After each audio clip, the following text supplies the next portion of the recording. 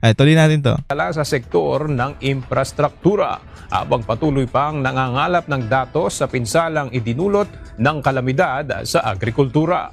Naapektuhan ng masamang lagay ng Grabe. panahon ang nasa mahigit 800,000 individual o katumbas ng mahigit sa 200,000 mga pamilya. Sa ngayon ay Ito yung mga bagay na hindi nila kayang diskartehan eh. Ewan ko. Kasi hindi naman nila naranasan. Wala namang tulo ang bubong nila. Hindi naman sila binabaha siguro.